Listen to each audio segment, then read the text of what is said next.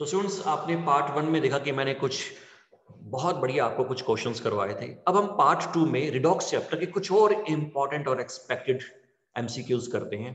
यहां जो आपको मैं क्वेश्चन करवाऊंगा वो पार्ट 1 से अलग होंगे, क्योंकि पार्ट 1 में मेन जो था ना वो ऑक्सीडाइजिंग एजेंट और रिड्यूसिंग एजेंट के ऊपर क्वेश्चन थे। ठीक है, और अब जो हम लोग क्वेश्चन करेंगे वो थोड़े अलग टाइप के होंगे। तो आपको पहले से मैं क्वेश्चन दिखा रहा हूं कि ये सभी मैं क्वेश्चन आपको करवाने वाला हूं। आप इनके स्क्रीनशॉट लेके सबसे पहले अपने आप से ट्राई करें। ठीक है, ये सभी क्वेश्चंस को पहले आप अपने आप ट्राई कीजिए और उसके बाद फिर आप इसका जो सॉल्यूशन है वो आप देखना कि आपको समझ में आ रहा है अपने आप से या नहीं। ठीक है, नाउ अब हम स्टार्ट करते हैं students. 1 mole, a mole of hydrazine loses 10 moles of electron। आपके पास एक हाइड्राजीन है जो उसके बारे में बता रहे हैं कि वो ना उसने 10 इलेक्ट्रॉन को लूज कर दिया। ठीक है, okay, to form a new compound X, assuming that all the nitrogen appear in the new compound। ऐसा मान लो कि जब आपने कोई रिएक्शन की तो सारे नाइट्रोजन नए कंपाउंड के नाइट्रोजन के अंदर कन्वर्ट हो गए। What is the oxidation state of nitrogen? आप बताओ कि इस कंपाउंड में जो नाइट्रोजन होगा उसकी ऑक्सीडेशन स्टेट क्या होगी? There is no change in the oxidation state of hydrogen in the reaction. आपको पहले से बता रहे हैं हाइड्रोजन के अंदर कोई चेंज नहीं आएगा। ठीक है, तो स्टूडेंट्स एक सिंपल सी बात है, आप क्या करो, सबसे पहले हाइड्रोजन के ऊपर नाइट्रोजन पे कितना चार्ज है वो आप पता लगा लो। तो जैसे 2x + 4 = 0, तो 2x = -4, x = -2। तो अभी हमें दिख रहा है कि उसके ऊपर जो चार्ज है वो -2 है। अब यहां जो नाइट्रोजन होगा उसके ऊपर चार्ज कितना हो कि 10 इलेक्ट्रॉन का डिफरेंस होना चाहिए। स्टूडेंट्स एक बात ध्यान रखना, यहां 2 नाइट्रोजन है। आपने जब ये X निकाला है तो ये सिंगल नाइट्रोजन के ऊपर निकाला है। तो आप इसको ना ऐसे लिखो कि 2 नाइट्रोजन है, दोनों के ऊपर चार्ज -2 है, उसको आप कन्वर्ट कर रहे हो एक नाइट्रोजन के अंदर। अब सीधी सी बात है, आप फर्स्ट ऑप्शन को ट्राई करो, बताओ इनमें कितना डिफरेंस है। सिर्फ 1 इलेक्ट्रॉन का डिफरेंस है, तो टोटल तो 2 इलेक्ट्रॉन का डिफरेंस ही आएगा। हमें तो 10 का डिफरेंस चाहिए, इसलिए ये नहीं हो सकता।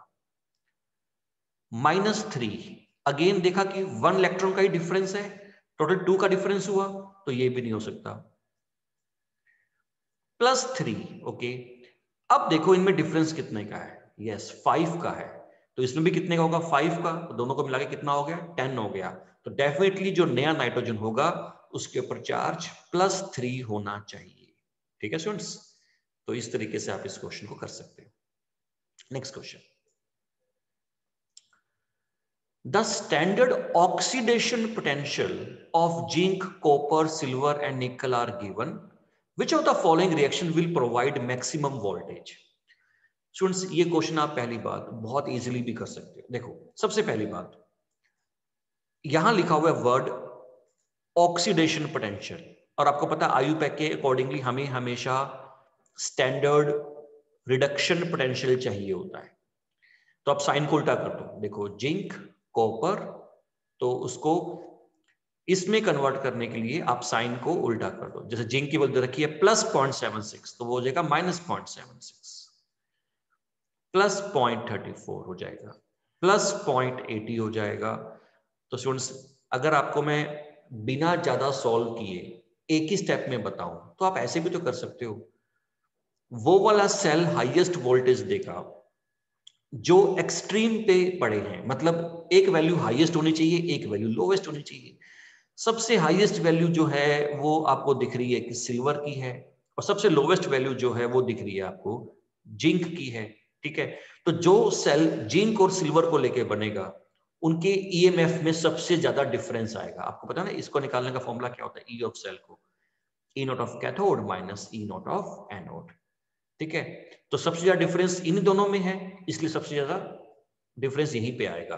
तो जिंक और सिल्वर का जो सेल है, जिंक सिल्वर का जो सेल है, डेफिनेटली कॉपर सिल्वर नहीं, क्योंकि डिफरेंस उनमें उतना ज्यादा नहीं है। ठीक है, तो इसका बी आंसर रहेगा। Next question students, the product formed when an aqueous solution of NaBr is electrolyzed in a cell having inert electrodes are। अगर आप NaBr की इलेक्ट्रोलिसिस करते हो यूजिंग इनर्ट इलेक्ट्रोड, तो बताओ कि कौन से प्रोडक्ट बनेंगे। ठीक है, तो स्टूडेंट सबसे पहली बात आपको पता है NaBr से Na पॉजिटिव और Br नेगेटिव बन जाएगा। वाटर से आपका बन जाएगा H पॉजिटिव और OH नेगेटिव। ठीक है, cathode anode negative positive, negative वाले के पास कौन आएगा? पॉजिटिव वाला। पॉजिटिव वाला तो दो है। तो स्टूडेंट्स एक रूल होता है कि जो आपकी इलेक्ट्रोकेमिकल सीरीज होती है उसमें जो नीचे होता है ना वो पहले आता है, तो इसमें हाइड्रोजन आएगा और इन दोनों में जो नीचे होगा वो ब्रोमीन होगा। इसलिए इससे तो हाइड्रोजन बन जाएगा, एक तो हाइड्रोजन, इससे ब्रोमीन बन जाएगा, दो ब्रोमीन आपस में कंबाइन करेंगे तो एक ब्रोमीन, और साथ में क्या बन जाएगा? NaOH, साथ में NaOH बन जाएगा। तो C आपका जो है वो आंसर रहेगा। ये बहुत अच्छा क्वेश्चन है स्टूडेंट्स, बहुत अच्छा क्वेश्चन है। देखो इसे कैसे करते हैं इस क्वेश्चन को। स्टैंडर्ड इलेक्ट्रोड पोटेंशियल वैल्यूज आपको गिवन है, आपको ना दो वैल्यूज गिवन है। अगर हम इन तीनों ब्लॉक को आपस में इकट्ठा रख दें तो इनमें से क्या होगा? देखो इकट्ठा रखने का बेसिकली मतलब है वो ये एक्सपेक्ट कर रहे हैं कि इनके बीच में ना आपस में रिएक्शन हो जाएगी। अगर हो गई तो कौन इंक्रीज होगा कौन डिक्रीज होगा? तो स्टूडेंट्स उसके लिए पहले आपको ये जरूरी है, आप इसकी ना सेल रिएक्शन लिखो, ध्यान से देखना। सबसे पहले तो आपको पता होना चाहिए इसकी वैल्यू कम है और इसकी वैल्यू ज्यादा है E नॉट की। ठीक है, इसका मतलब इलेक्ट्रोकेमिकल सीरीज में ये ऊपर आएगा ये नीचे आएगा, ऊपर वाले एनोड होते हैं नीचे वाले कैथोड होते हैं। स्टूडेंट्स ई नोट की वैल्यू से एनोड कैथोड पता आप तभी लगा सकते हो जब कोई और इंफॉर्मेशन गिवन ना हो, अदरवाइज ये एक सही मेथड नहीं होता। ई नोट की वैल्यू को मैंने देखा कि वो वैल्यू इलेक्ट्रोकेमिकल सीरीज में ऊपर आ रही है। ठीक है, जितनी कम वैल्यू होगी वो एनोड होगा, जितनी ज्यादा वैल्यू होगी वो कैथोड होगा। पर ये रूल तभी लगाना जब आपको सेल ना गिवन हो, सेल रिएक्शन ना गिवन हो, या कोई भी इंफॉर्मेशन गिवन ना हो। जैसे यहाँ कोई इंफॉर्मेशन गिवन नहीं है, सिर्फ इनोट की वैल्यूज गिवन है, तभी आप ये कंसेप्ट लगाएंगे। नाउ अब आप ना पहले इसकी सेल रिएक्शन लिखो। आपको पता है एक ट्रिक होती है ओए, ये ट्रिक याद रखो, बहुत काम की ट्रिक है। ओए जैसे किसी को ओए बोल देते हैं, इसका मतलब होता है oxidation occur at anode. Anode पे हमेशा ऑक्सीडेशन होती है। ठीक है, एनोड पे रिएक्शन ऐसे लिखो जैसे ऑक्सीडेशन हो रही हो, मतलब इलेक्ट्रॉन लूज हो रहे हो। तो बेटा इनको मैं लिखूंगा Fe, अगर इलेक्ट्रॉन को लूज करेगा तभी तो Fe2 पॉजिटिव बनेगा, ये सबसे मेन पॉइंट था। और कैथोड पे रिएक्शन ऐसे लिखो जैसे इलेक्ट्रॉन गेन हो रहे हो, तो Fe3 पॉजिटिव जब इलेक्ट्रॉन को गेन करेगा तभी Fe बनेगा। मैं इसको 2 से मल्टीप्लाई कर देता हूं ताकि इलेक्ट्रॉन सेम हो जाए। ये बेटा आपकी सेल रिएक्शन तैयार हो गई। अगर ये परफेक्ट सेल है तो इसमें रिएक्शन ऐसे चलेगी। ठीक है, Fe2 पॉजिटिव प्लस, तो इससे टोटल क्या बन जाएगा? Fe3 Fe2 पॉजिटिव बन जाएगा, 3 Fe2 पॉजिटिव। अब देखो यहां पे अगर ये रिएक्शन है, इंक्रीजेस Fe3 पॉजिटिव आयन की कंसंट्रेशन, रिएक्शन अगर ऐसे जाएगी तो ये तो डिक्रीज होगा, तो ये गलत है। Decreases Fe3 positive, yes, reaction अगर ऐसे चल रही है तो मतलब ये इसमें कन्वर्ट हो रहा है, तो मतलब डिक्रीज हो रहा है, तो ये आपका आंसर होगा। Fe2 पॉजिटिव डिक्रीजेस, नहीं रिएक्शन तो चल रही है ना, ये तो इंक्रीज होगा, और इनकी रेशो रिमेन अनचेंज्ड, ये भी गलत है क्योंकि फर्क तो आ ही रहा है। इसलिए स्टूडेंट्स इसका जो आंसर रहेगा वो क्या रहेगा? B. Okay students, next question करते हैं, ये बड़ा अच्छा क्वेश्चन है, देखें। The reaction of white phosphorus with aqueous NaOH give phosphine along with another phosphorus compound. The reaction type, the oxidation state of phosphorus in phosphine and the other product are respectively. आपने बताना है कि कौन से type की reaction है और oxidation state जो है फॉस्फोरस की फॉस्फीन में क्या होगी और दूसरे प्रोडक्ट्स के अंदर क्या होगी। ठीक है स्टूडेंट्स, एक्चुअली में ना ये सारा क्वेश्चन जो है वो एक रिएक्शन के ऊपर है। अब आप कहोगे सर आप एक यहाँ पे ना करवाओगे तो आप एक रिएक्शन लिख दोगे, पर हमें क्या पता कि ये रिएक्शन लिखनी थी। स्टूडेंट्स पी ब्लॉक के अंदर आपका एक टॉपिक है नाइट्रोजन फैमिली, उसमें फॉस्फोरस आपके सिलेबस का एक टॉपिक है, तो वहां फॉस्फोरस की एक प्रिपरेशन है बहुत इंपॉर्टेंट कि फॉस्फोरस कैसे बनता है। तो व्हाइट फॉस्फोरस में जब आप NaOH मिलाते हो तो it is converted into phosphine and NaH2PO2, इस कंपाउंड में वो कन्वर्ट हो जाता है। तो ये एक बहुत इंपॉर्टेंट रिएक्शन है, ठीक है। फॉस्फीन की प्रिपरेशन इसके अंदर आती है कि फॉस्फीन को आप कैसे प्रिपेयर करते हो, तो इस तरीके से प्रिपेयर किया जाता है। तो यहां पे क्या है, इसके ऊपर चार्ज 0 है, यहां पे चार्ज -3 आएगा। आप जब इसको सॉल्व करोगे -2x हाइड्रोजन पे +1 सोडियम पे +1, तो ये टोटल +3 हो गया, +2 और +1 +3 हो गया, +x -4 = 0, x = 4 - 3, x = +1, ठीक है। तो इस पे चार्ज कितना आ गया, एक पे +1 आ गया। एक तो -3 एंड +1, तो पहली बात तो यही आपका आंसर हो गया। दूसरी बात, ये एक डिसप्रोपोर्शनेट रिडॉक्स रिएक्शन है। बेटा वो क्या होती है, एक ही से इलेक्ट्रॉन जो है वो लूज हो रहे हो, सॉरी गेन हो रहे हो, और एक ही से इलेक्ट्रॉन लूज हो रहे हो। जैसे यहां इलेक्ट्रॉन क्या हो रहे हैं, लूज हो रहे हैं, और वही जो है वो इलेक्ट्रॉन को गेन भी कर रहा है। तो जब एक ही रिएक्टेड इलेक्ट्रॉन को गेन भी करे, लूज भी करे, तो ऐसे रिडॉक्स रिएक्शन को डिसप्रोपोर्शनेट रिडॉक्स रिएक्शन कहा जाता है।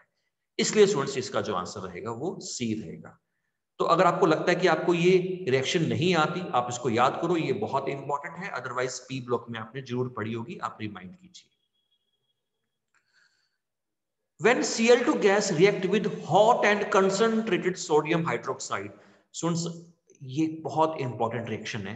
ये दो रिएक्शन होती है कि अगर आप Cl2 की रिएक्शन NaOH के साथ करते हो, तो इसमें ना एक तो होता है कोल्ड कंडीशन पे, एक होता है हॉट कंडीशन पे। जब कोल्ड कंडीशन में करते हो तो ये बनता है, और जब हॉट कंडीशन पे करते हो, साथ में वाटर आएगा, तो ये केमिकल बनता है। तो ये +2 के अंदर बहुत ज्यादा बोर्ड एग्जाम्स में देखी जाती है, मल्टीपल्स में बहुत ये इंपॉर्टेंट रिएक्शन के तौर पे देखी जाती है। मेन इसमें देखना होता है कि हॉट कंडीशन आई है या कोल्ड कंडीशन आई है। तो इसलिए मैं अभी इस रिएक्शन के ऊपर फोकस करूंगा। अब देखते हैं क्वेश्चन क्या कह रहा है।